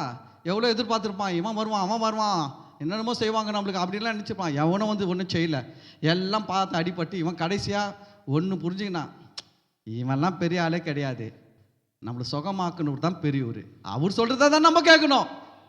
அதான் அவன் புரிஞ்சுக்கினாங்க, அதுதான். ஆனால் இது இன்னைக்கு இருக்கிற நிறைய கிறிஸ்தவங்களுக்கு புரியலங்க. இயேசுநாதர்கிட்ட வருவாங்க, அற்புதமாக சுகமாவாங்க, சர்ச்சுக்கு வர மாட்டாங்க. என்னன்னு கேட்டால், எங்கள் மாமா போவேன்னு சொன்னார். நான் கேட்குறேன், உங்கள் மாமாவை சுகமாக்குனார் உன்னை? குழந்தை இல்லாமல் இருந்தது, கர்த்தர் குழந்தை கொடுத்தாரு. உங்கள் மாமாவா குழந்தைய கர்ப்பத்தில் உருவாக்கி விட்டாரு. கர்த்தர் உருவாக்கி குழந்தை கொடுத்தா கர்த்தர் சொல்கிறத தான் கேட்கணும். மாமா சொன்னார், பெரியப்பா சொன்னார், சின்னப்பா சொன்னார், பெரியம்மா சொன்னாங்க, சின்னம்மா சொன்னாங்க, இந்த கதையே வேணாம். அவனை மாதிரி இருக்க கற்றுக்கணும். இந்த விஷயத்தில் அவங்ககிட்ட கற்றுக்கணும். அவன் எப்படி பேசுகிறாங்க, பெரிய பெரிய ஆளுங்க யூதர்கள். அவன் நினைச்சானா ஊரை விட்டு ஒதுக்கி விட்டுருவான். சர்ச்சை அவன் கோயிலை விட்டே ஒதுக்கி விட்டுருவான். ஜபாலயத்தில் இருக்கக்கூடாது, இவங்களாம் வரவே கூடாதுன்னு சொல்லிட்டு அவங்க பயங்கரமாக கார்னர் பண்ணுற ஆளுங்க. யூதர்கள் சாதாரணமான ஆள் கிடையாது, கார்னர் பண்ணுவாங்கங்க. தெரியுங்களா? இன்றைக்கும் சில கூட்டம்லாம் இருக்குது. இயேசு ஏற்றுக்குன்னா அப்படியே மொத்தமாக கும்பலாக வந்து அப்படியே வந்து உட்காரும். வெள்ளை ஜிபால் வந்து உட்காரும். நம்பலாம் இந்த கூட்டம், நீ எப்படி அங்கே போய் சேரலாம், ஈசா நபிக்கிட்ட எப்படி போகலாம் அப்படின்ட்டு வந்து உட்காரோம். நான் சொல்கிறேன், இயேசு தான் உங்களுக்கு சுகம் கொடுத்தாருன்னா தைரியமாக சொல்லிட்டு நான் பாய் பாய், கத்தம் கத்தம், உனக்கு எனக்கு என்ன இல்லை, முடிஞ்சு போச்சு. இனி எனக்கு எல்லாமே இவர் என்ன சொல்லியிருக்கிறாரோ அதன்படி தான் நான் செய்ய போகிறேன் அப்படின்னு தைரியமாக வரணும் ஆண்டுடைய பிள்ளைகள். புரியுதுங்களா? எல்லாம் கும்பலாக வந்தாங்க, 10 பேர் உக்காந்தான், 15 பேர் உட்காருவான். அவன் திறப்பான், இயேசு கடவுள் இல்லை நான் காட்டா, என்னென்னமோ பேசுவான். ஒன்றே ஒன்று தான், நீ 1000 பேசு. 38 வருஷம் நான் படுத்த படிக்காக இருந்தேன், எதுவும் எனக்கு உதவி செய்யலை. என்னை காப்பாற்றினவர், என்னை சுகமாக்குனவர், என்னை நடக்க வச்சவர் இயேசு தான். அதை தான் அவன் சொல்கிறான் பாருங்க. அவன் அவர்களுக்கு பிரதித்துவமாக, என்னை சொஸ்தமாக்கினவர் உன் படுக்கை எடுத்துக்கொண்டு நடவென்று எனக்கு சொன்னார் என்றான். அப்படின்னா அவர் எனக்கு சொன்னார், நான் செய்வேன், போயா. இதுக்கு மேலே பேச்சே கிடையாது. ஆமாம், வேலையை பார்த்துன்னு போயா அப்படின்னு போய் சொல்லிட்டான். என்னை சுகமாக்கினவர் எனக்கு சொன்னார், நான் செய்கிறேன், போ, உனக்கு என்ன பாருங்க. அதற்கு அவர்கள் உன் படுக்கை எடுத்துக்கொண்டு நடவென்று உன்னுடன் சொன்ன மனுஷன் யார் என்று அவனிடத்தில் கேட்டார்கள். யார் யார் சொல்கிறான் பாரு, இவங்க ஓயவே மாட்டானுங்க. ஒருத்த மாற்றி ஒருத்தன் வந்துக்கினே இருப்பான். நீங்கள் இயேசுவை ஏற்றுக்காத வரைக்கும் ஒருத்தரும் வந்து உங்களை சீண்ட மாட்டான். ஆனால் இயேசுவை ஏற்றுக்கினா பாருங்கள், ஊரில் இருக்கிறவன் பஸ் பேரை போட்டுன்னு வந்து கேட்டு போவான், என்ன நீ இயேசு ஏற்றுக்கினியாம, நீ அலுவலியில் போய் விழுந்துட்டியாம, அதெல்லாம் அந்த ஜாதிக்காரங்க போகிற கோயில், நீ நம்ம உயர்ந்த ஜாதியாச்சே, நீனா அந்த ஜாதிக்கு சாமிக்கு போய் கும்பிட்ற. நான் சொல்கிறேன், உலகத்திலேயே பெரிய ஜாதி இயேசு சாமி தான் பெரிய ஜாதி. எல்லா ஜாதியும் அவர் ஜாதி கீழே தான். ஆமாம், அதனால் நம்ம சொல்லிடணும், நான் கீழ் ஜாதியில் போய் விழல, இப்போ இருக்கிறத விட பெரிய ஜாதியில் போயிருக்கிறேன். பெரிய இருக்கிறதே ஹையஸ்ட் ஜாதி, சுப்ரீம் கேஸ்டில் போய் ஜாயின் பண்ணியிருக்கிறேன் நான். இதை விட சூப்பர் கேஸ்ட் எதுவுமே கிடையாது. அதனால் நீ வேலையை பார்த்துன்னு போன்னு சொல்லிடணும். இதெல்லாம் வருவாங்க பாருங்க. நான் பார்த்துருக்கேன், நான் பாஸ்டர் வந்து நிறைய பார்த்து அனுபவிச்சிருக்கிறேன், ரொம்ப பாரத்தோடு பேசிட்டு இருக்கிறேன். அதற்கு பாருங்க, யார் உன்னை நடக்க சொல்லுது கேட்டார்கள். சொஸ்தமாக்கப்பட்டவன் அவர் இன்னார் என்று அறியவில்லை. அவ்விடத்தில் ஜனங்கள் கூட்டமாக இருந்த பின்னால் இயேசு விலகி இருந்தார். எல்லாத்தையும் இயேசு பார்த்துக்கிறாரு, ஆனால் கொஞ்சம் லாங் டிஸ்டன்ஸ்லேருந்து பார்த்துக்கிறாரு. 14வது வசனம், அதற்கு பின்பு இயேசு அவனை தேவாலயத்தில் கண்டு, இதோ நீ சொஸ்தமாக்கப்பட்டாய், அதிக கேடானதொன்றும் உனக்கு வராதபடி இனி பாவம் செய்யாதே என்றார். என்னுடைய கேள்வி என்னன்னா, இந்த 38 வருஷமா இவன் படுத்த படிக்கா இருக்கிறான், இவன் என்ன பாவம் செஞ்சிருப்பான்? ஹலோ, 38 வருஷம் எந்த நிலைமையில் இருக்கிறான்? நடக்க முடிஞ்சா சொல்லலாம். அவன் நடந்து போய் அந்த டீ கடை ஓட்டத்தில் டம் வச்சுட்டு வந்தான் பாஸ்டர். கொஞ்சம் நடக்கிறவனா இருந்தால் என்ன பண்ணலாம், சொல்லலாம், பாஸ்டர் உனக்கு தெரியாது, அப்படியே மெதுவாக நடக்கிற மாதிரி நடந்து அங்கே துரப்பாக்கத்துக்கு போயிட்டான் டாஸ்மார்க் கடைக்கு. நான் பார்த்தேன், நைஸாக கொஞ்ச நேரம் அங்கே ஒரு எலக்ட்ரிக்கல் கல்ல நின்னா டக்குன்னு உள்ளே போயிட்டான்.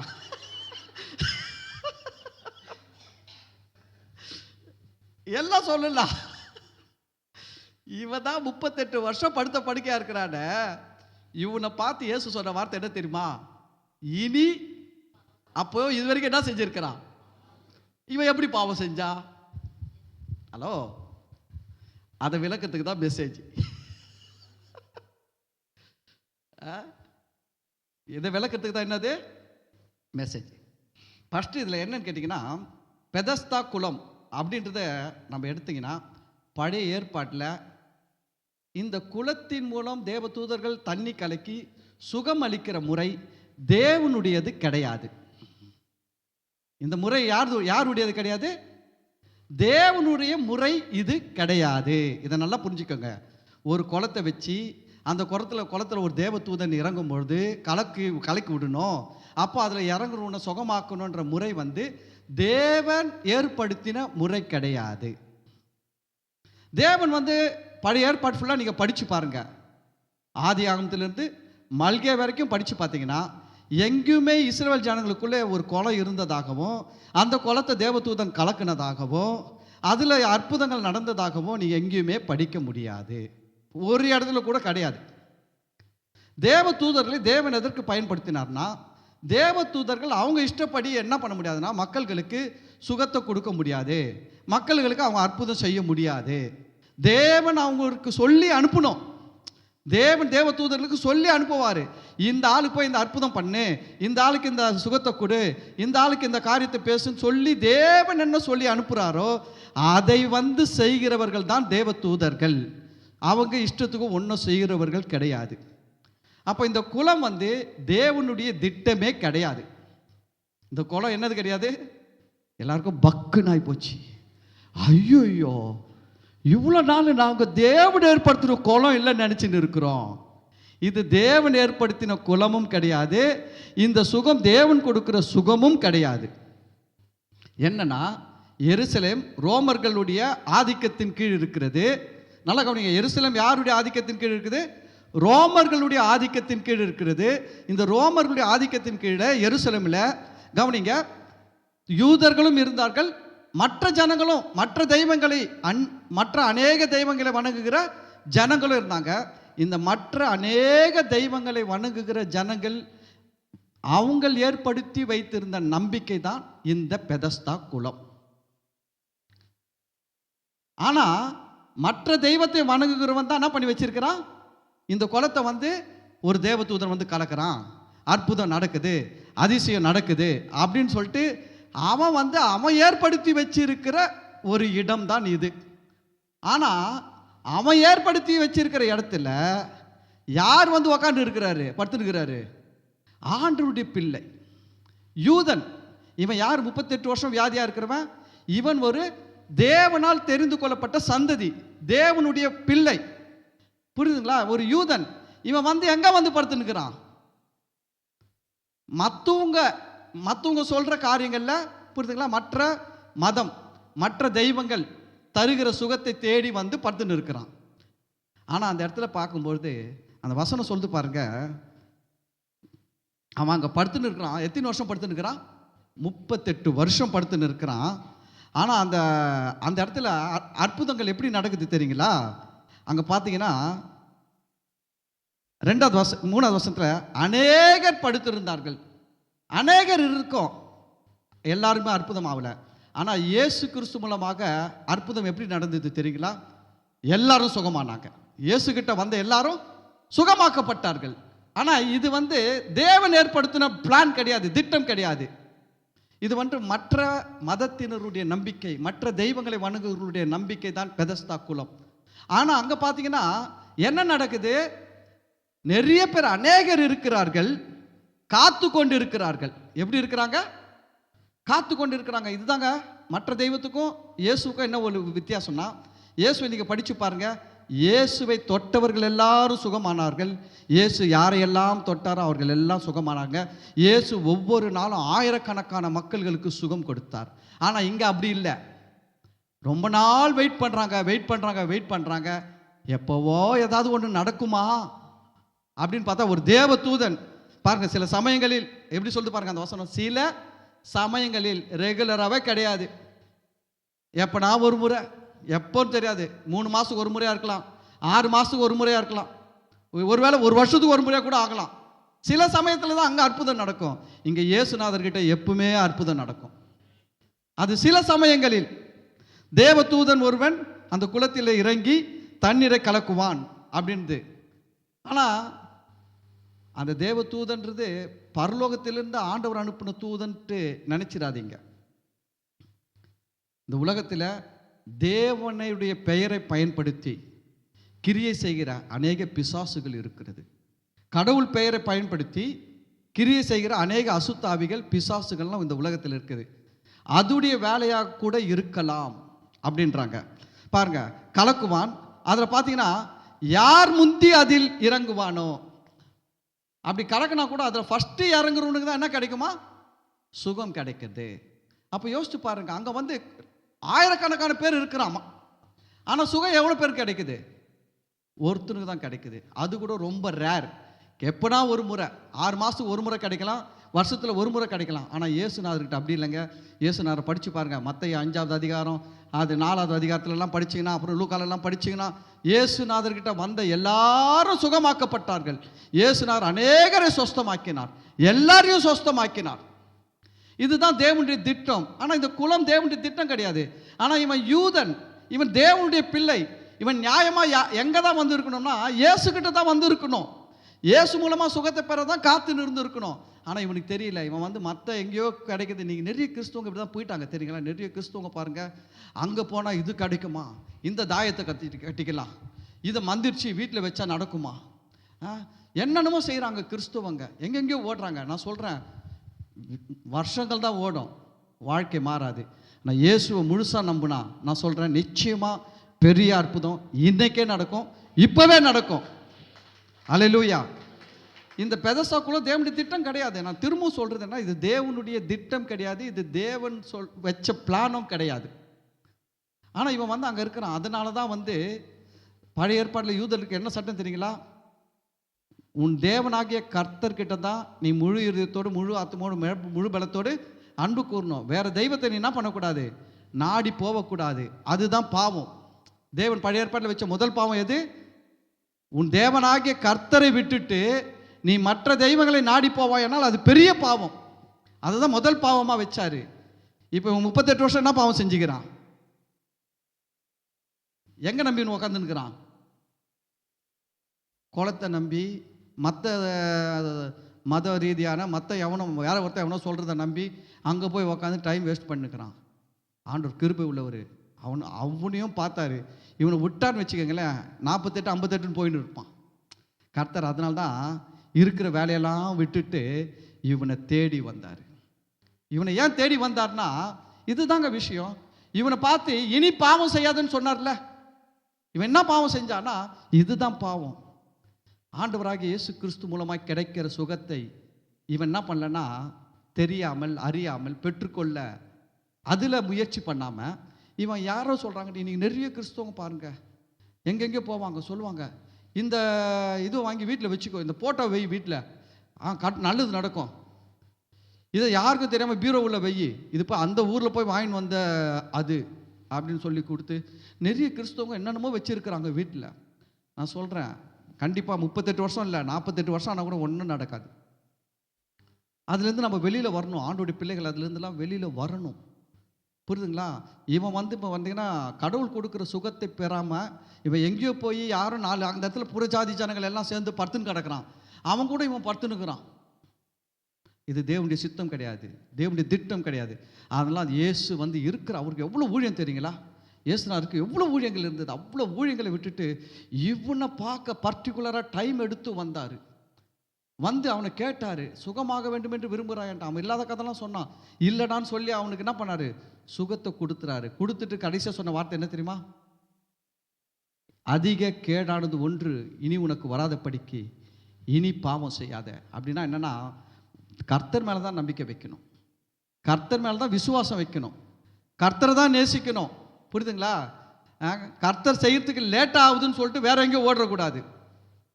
பிசாசு அப்படிலாம் ஏமாத்துவான். இவ்வளோ நாள் ஏசுநாதன் போயிருந்த ஒன்றுமே நடக்கலை, நான் சொல்கிற இடத்துக்கு வா, உனக்கு ஒரு அற்புதம் நடக்கும் பாருன்னுவான். ஆனால் அங்கே அப்படி நடக்காது. 38 வருஷம் ஆகிடும். இவனுக்கு 38 வருஷம் ஆச்சு. எவனோ சொல்லி தூக்கி வந்து போட்டாங்க. இங்கே சொல்லியிருப்பாங்க, எப்படி தான் ஆண்டவர்லாம் செய்வான்னு தெரியாது. ஆனால் அங்கே ஒரு தர்கா இருக்குது, அங்கே ஒரு கோயில் இருக்குது, அங்கே போய் மந்திரிச்சின்னு வந்தான். கிறிஸ்துவங்க பாருங்கள், உங்கள் பிள்ளைங்களுக்கு உடம்பு சரியில்லைன்னா நீங்கள் கை வச்சு ஜெபம் பண்ணுங்கள், பிள்ளைகள் சரியாயிடும். கோயில் போய்ட்டு அல்லா கோயிலில் மந்திரிக்குது, வேற எங்கேயோ மந்திரிக்கிறான்னு சொல்லிட்டு மந்திரிக்கிறது, அதெல்லாம் பண்ணவே கூடாது. நான் சொல்கிறேன், அதுதான் பாவம். இவன் 38 வருஷம் இவன் செஞ்ச பாவம் என்ன பாவம்? என்ன பாவம் செஞ்சான்? அப்போ ஏசு, நான் பாருங்கள், நீங்கள் பைபிள் ஃபுல்லாக படித்து பாருங்கள், யாருக்கிட்டையும் சொல்லாத வார்த்தையை சொல்கிறார் இவங்கிட்ட. தெரியுங்களா? யாருக்கிட்டையும் சொல்லாத வார்த்தை. குஷ்டூரைக்கு வந்து சுகமாயின்னு போகிறான், அவங்ககிட்ட சொன்னாரா நீ போய் பாவம் செய்யாதுன்ட்டு? குருடை வந்து சுகமாயின்னு போகிறாங்க, நீ இப்போ அவர் சொன்னாரா நீ போய் பாவம் செய்யாதே இனின்ட்டு? யாருக்கிட்டையுமே சொல்ல. ஏன் இவங்கிட்ட சொல்லணும் அப்படின்னா, இதுடைய மெயின் சாரம்சம் என்னன்னா, இந்த குலம் தேவனுடைய திட்டம் கிடையாது. புரியுதா? இது தேவனுடைய சித்தம் கிடையாது. ஆனால் இவன் தேவனுடைய பிள்ளை. தேவன் கொடுக்குற சுகத்தை தேவன் கிட்ட இருந்து வாங்காமல் வேற எங்கேயோ போய் வாங்கணும்னு படுத்துன்னு இருக்கிறான். ஆனால் ஆரம்பத்தில் இவனுக்கு சொல்லி எப்படி சொல்லிட்டு கூப்பிட்டு வந்திருப்பாங்க தெரியுமா? உனக்கு லக்கு இருந்தால் ஒரே நாளில் சுகம் ஆயிடலாம். என்ன சொல்லி கூப்பிட்டு வந்திருப்பாங்க? உன்னை எத்தனை போய் வைக்கிறோம், உனக்கு லக்கு இருந்தால் நான் ஆயிடலாம், ஒரே நாள் நீ வந்து படுக்கிற அன்றைக்கே குளம் கலக்கப்படலாம், டபுன்னு இறங்கிட்டா நீ சுகமாயிடலாம் அப்படின்னு ஆசை வார்த்தை காட்டி கூப்பிட்டு வந்து உட்கார வச்சுட்டான் பிசாசு. ஆனால் 38 வருஷம் ஓடிச்சு. அவனால் இங்கேருந்து வெளியில் வர முடியல, லாக் ஆகிட்டான். என்ன ஆகிட்டான்? லாக் ஆகிட்டான். பிசாசு எப்பயுமே அப்படிதாங்க. நம்ம வாழ்க்கையில் நம்ம ஆண்டவர் கூட இருக்கிற உறவுலேருந்து நம்மை உடைத்து நம்மை பிரித்து ஏதாவது ஒரு இடத்துல போய் நம்மளை லாக் பண்ணி விடுறதுலேயே அவன் ரொம்ப வேலையாக இருப்பான். நீ இங்கே வந்து இதை ஒரே ஒரு முறை மட்டும் பண்ணி பாரு, ஒரே ஒரு முட்டை இந்த தாயத்தை கட்டிக்கிய, ஒரே ஒரு முட்டை இந்த குளிச்சதை எடுத்து போய் பீரோவில் வைய, இப்படி எதனா செஞ்சு நம்மளை லாக் பண்ண பார்ப்பான். நான் சொல்கிறேன், இந்த உலகத்தில் பெதஸ்தா குலம் கொடுக்காத சுகத்தை இயேசு ஒருத்தர் கொடுப்பார். அல்லேலூயா, அல்லேலூயா. அவனுடைய ஃபைனல் முடிவு என்ன தெரியுங்களா? அவன் என்ன முடிவில் வந்தான் தெரியுங்களா? ஆரம்பத்தில் வரும்போது குளம் கலக்கும், நம்ம டைவர்ச்சிடலாம், சுகமாயிடலாம் தான் வந்தான். இப்போ அவன் முடிவு என்ன சொல்கிறீங்களா? முடிஞ்சு போச்சு லைஃபு, இனி என்ன இருக்குது? ஆனால் முடிஞ்ச வாழ்க்கையை தொடங்கி வச்சு ஒரு ஆண்டவர், முடிஞ்ச வாழ்க்கை என்ன பண்ணி வச்சாரு? தொடங்கி வச்சார். நான் சொல்கிறேன், அப்போ இந்த பெதஸ்தா குலம்ன்றது தேவனுடைய திட்டம் அல்ல. இதை நம்ம புரிஞ்சுக்கணும். சரி பாஸ்டர், நிறைய சர்ச்சு பேர்லாம் பெதஸ்தான்னு வச்சுக்கிறாங்கல்ல, ஊழியர்கள் பேர்லாம் என்ன வச்சுக்கிறாங்க? பெதஸ்தா ஊழியம், பெதஸ்தா சர்ச்செலாம் வச்சுக்கிறாங்களே. அதுதான் சொன்னேன், பெதஸ்தான்னா இரக்கத்தின் வீடு. பெதஸ்தானா என்ன அர்த்தம்? இரக்கத்தின் வீடு எபிரேய பாஷையில். அதனால் அந்த பேர் வச்சுக்கிறது தப்பு கிடையாது. ஆனால் அந்த நம்பிக்கை வைக்கக்கூடாது. நாங்கள் ஆரம்பத்தில் ஒரு கேர்சல் நடத்தோம், நாங்கள் வீட்டு ஜபம் நடத்தோம். நாங்கள் ஒரே ஃபேமஸ்ஸு என்னென்னா, ஒரு சகோதரி என்ன பண்ணாங்க தெரியுங்களா? ஒரு வட்டம் போட்டாங்க. வட்டம் போட்டு எல்லாரும் சுற்றி நிற்க வச்சுட்டாங்க. யார் இது வந்து பெதஸ்தா குலம், நான் 1 2 3 சொல்லுவேன், யார் முதல்ல குதிக்கிறாங்களோ அவங்க இது உள்ள குதிக்கிறவங்களுக்கு எந்த வியாதி இருந்தாலும் சுகமாக போகுதுன்னாங்க. அதே மாதிரி குதிச்சாங்க, அதே மாதிரி சுகமாக ஆயிடுச்சு.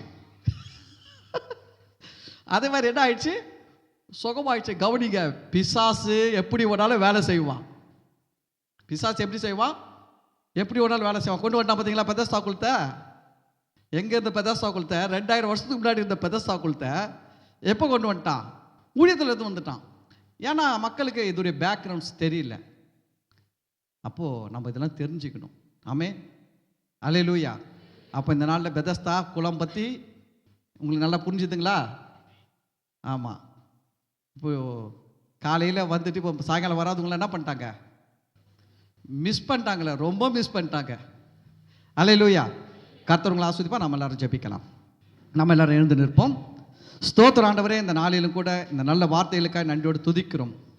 ஆண்டவரே, அவன் வெகு காலம் வியாதியஸ்தன் என்று அறிந்து அவனிடத்தில் போய் நீ சொஸ்தமாக வேண்டும் என்று விரும்புகிறாயா என்று கேட்டு, ஆண்டவரே அவன் சரியான பதிலை சொல்லனா கூட நீங்கள் அவனை சுகமாக்கி அவனுடைய படுக்கை எடுத்துக்கொண்டு நடக்க வச்சிங்க. ஏன்னா அவன் இந்த இடத்துல இருக்க வேண்டிய ஆள் கிடையாது. ஆண்டவரே, அவன் இந்த இடத்துக்கு உரியவன் கிடையாது. அவன் இருக்க வேண்டிய இடம் வேற, அவன் நடக்க வேண்டிய இடம் வேற, அவன் படுக்க வேண்டிய இடம் வேற. ஆனால் அவன் இந்த இடத்துல இருந்தது ஆண்டவரே உம்முடைய பார்வைக்கு பிரியமில்லாததாக இருந்ததுனால நீர் அவனோடு பேசி அவனை சுகமாக்கி அவன் இருக்க வேண்டிய இடத்தில், அவன் நடக்க வேண்டிய வழியில், அவன் படுக்க வேண்டிய இடத்தில் அவனை கொண்டு போய் சேர்த்தீர். ஆண்டவரே, நீர் கிருபை உள்ளவர், நீர் இரக்கம் உள்ளவர், நீர் தயவு உள்ளவராக இருக்கிறபடியால் நன்றியோடு துதிக்கிறோம். ஆண்டவரே, இந்த வார்த்தைகளை கேட்கிற ஜனங்கள் ஆண்டவரே, எந்த விதமான நீர் ஒருவரே மெய்யான தேவன், உம்மை தவிர வேறொரு தெய்வம் இல்லை. ஆண்டவரே, நீர் அண்ட சராசரங்களையும் சிருஷ்டித்த தேவன், நீர் சர்வ பூமிக்கும் ஆண்டவராக இருக்கிறீர், நீர் சர்வ வல்ல தேவனாக இருக்கிறீர். ஆண்டவரே, உம்மிடத்தில் முழு இருதயத்தோடு, முழு ஆத்துமாவோடு, முழு பலத்தோடு விசுவாசித்து உம்மை பற்றி கொண்டு வாழ ஒவ்வொரு பிள்ளைகளுக்கும் உதவி செய்யுங்க. ஆண்டவரே, எங்கேயோ ஒரு பெதஸ்தா குலத்தில் ஏதோ நடக்குதுன்றதை கேள்விப்பட்டு அங்கே தனக்கு கிடைக்கும்னு போய் ஏமாந்து தன் வாழ்க்கையை வீணாக்குன ஒருத்தனை போல இருக்கக்கூடாது. கர்த்தர் உங்கள் பிள்ளைகளெல்லாம் காத்துக்கொள்ளுங்க. ஆண்டவரே, எல்லா பிசாசின் வஞ்சனைகளும் உங்கள் பிள்ளைகளிடத்தில் வராமல் இயேசுவின் நாமத்தில் விலகி போவதாக. பிசாசின் வஞ்சனைகள் வந்தாலும் அதை கண்டுபிடிக்கிற கிருபை பலன் ஒரு ஆண்டவரே வெளிப்பாடு பிள்ளைகளுக்கு இயேசுவின் நாமத்தில் உண்டாகட்டும். ஆண்டவரே, தொடர்ந்தப்பா இந்த நாளிலும் கூட இந்த மாலை ஆராதனை வந்து கலந்து கொண்ட ஒவ்வொரு பிள்ளைகளையும் ஆசீர்வதிங்க. வார்த்தைகளை பெற்ற பிள்ளைகள் இன்னும் கூட ஆண்டவரே உம்முடைய அன்பிலே விருத்தி அடையட்டும், விசுவாசத்தில் விருத்தி அடையட்டும், உம்மை அறிகிற அறிவிலே விருத்தி அடையட்டும். நீர் மகிமைப்படுவீராக. அப்பா, எங்களை தாழ்த்துகிறோம், உங்கள் பரிசுத்த கருத்தில் ஒப்புக் கொடுக்கிறோம். துதிகன மகிமை மாட்சிமைகளை உமக்கு செலுத்துகிறோம். ஆண்டவராகிய இயேசு கிறிஸ்து நாமத்தில் ஜெபிக்கிறோம், நன்றி செலுத்துகிறோம் நல்ல பிதாவே, ஆமேன். என் ஆத்துமாவே கர்த்தரை ஸ்தோத்திரி, என் முழு உள்ளமே அவர் பரிசுத்த நாமத்தை ஸ்தோத்திரி. என் ஆத்துமாவே கர்த்தரை ஸ்தோத்திரி, கர்த்தர் செய்த சகல உபகாரங்களை மறவாதே. ஆமேன். ஹல்லேலூயா, ஹல்லேலூயா, ஹல்லேலூயா. கர்த்தர் உங்களை எல்லாரையும் ஆசீர்வதிப்பார். God bless you.